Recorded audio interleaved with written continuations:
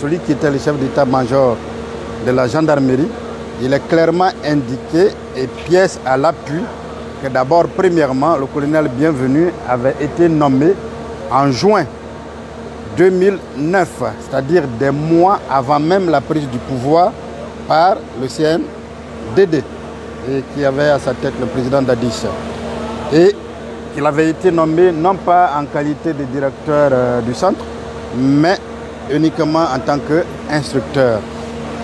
Il y a également été démontré ici, et cela a fait encore l'unanimité, que le chef d'état-major de la gendarmerie avait désigné pour un stage le colonel Bienvenu Lama à partir de janvier.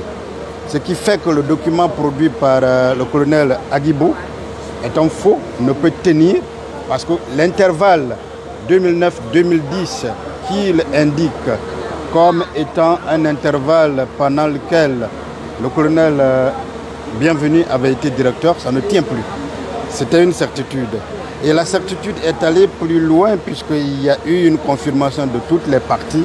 Mais on veut faire encore comprendre maintenant là qu'il n'était pas directeur du centre, mais qu'il était directeur de la formation. Et là, tout à l'heure, quand ça va reprendre, je vais démontrer clairement le contraire de cela à travers des documents que je vais indiquer et lire par devant vous.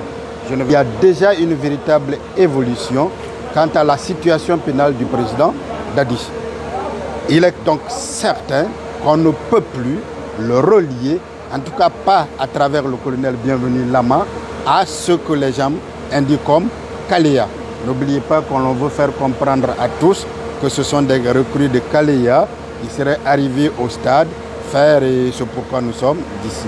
Cela, c'est une véritable évolution et cela est une certitude, d'ailleurs acceptée par toute la défense, même si elle reste divisée, multiple. En ce qui concerne les infractions qui ont été commises, prétendument commises, le parquet général à l'époque avait demandé l'ouverture d'une infraction en saisissant le parquet de Dixine. C'est seulement à la suite d'âpres négociations ayant abouti à la mise en place de plusieurs commissions d'enquête, l'autre nationale et l'autre internationale, qu'il a été question de suspendre à toutes les enquêtes à l'interne pour permettre à la commission de travailler sereinement. Et le président Dadis lui-même, bien que chef de l'État à l'époque, a été entendu par cette commission. Il a montré sa disponibilité, il a donné sa version des faits.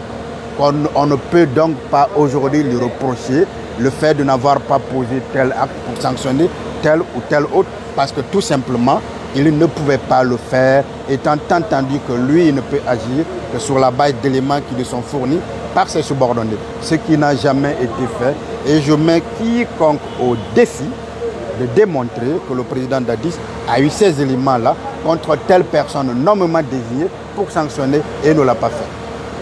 La défense qui n'a cessé